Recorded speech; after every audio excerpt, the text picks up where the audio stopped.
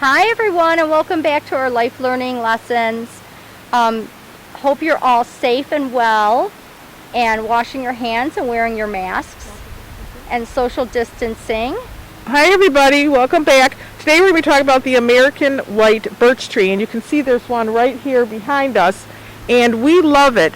And we love it because it's we just think it's the most beautiful tree. And the American white birch tree is also called the paper birch tree and the canoe birch tree. The American birch tree grows throughout New England, Wisconsin, part of Minnesota, Alaska, Canada, and Michigan. They grow, oddly enough, north of Flint. You can find them around here, you can find them in Detroit, but they're mostly in Michigan, north of Flint. So we call it the up north tree. The American white birch tree is native to these areas, which means it grows here naturally, and it was not brought here from somewhere else. Which brings us to our word of the day, which is native, N-A-T-I-V-E. We're using it as a noun, and it means one born or raised in a particular place or location. The American white birch tree is the state tree of New Hampshire. And another really interesting fact with the birch tree is that it is one of the first trees to repopulate itself after a forest fire.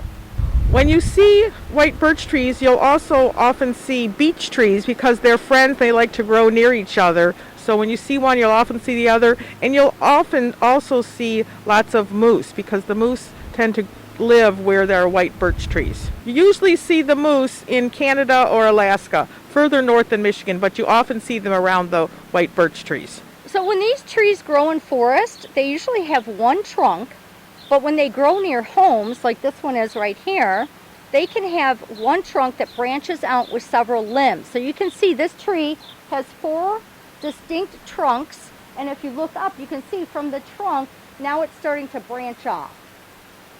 So that's a distinct characteristic of the white birch tree. These trees do not live especially long, especially when you compare them to the redwoods out west. And they do not grow at all in the southern states. They do not do well with heat or humidity. Okay, I just wanted to give you another shot of what the American white birch tree looks like when it's peeling. This is kind of a close-up. The bark, you can see about a 2-inch section right here where it's just kind of coming apart. It's very thin, if you can see, super thin. Let me just peel this off. And the actual bark has an oily component to it as well, which allowed the Native Americans to build their canoes from this bark. They would put it together and build canoes, and because of the oily component in the bark, it also kept the canoes waterproof. So it was like a waterproofing element.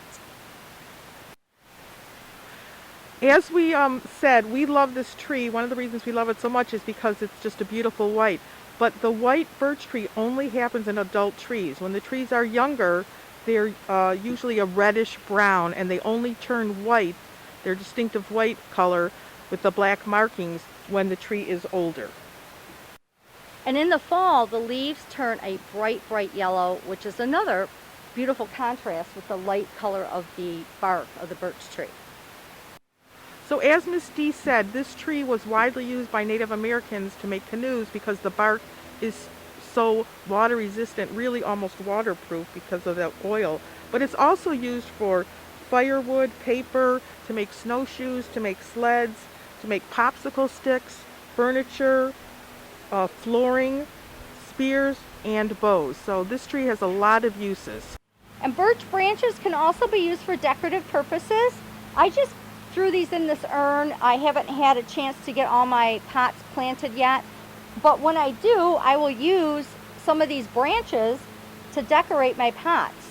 And you will see these also on sale, usually during the holiday season. They have them on sale at places like English Gardens or Menards or Home Depot. So that's another use for your birch branches. Now that you've learned some things about the American birch tree, would like to have you do a little research on your own and find out what is Michigan's state tree and email it to Mrs. Cunningham. Thanks so much for watching, you guys. Thanks, everybody. Stay safe. Have a wonderful week. stay safe, and we'll see you next week. And be well. Be well.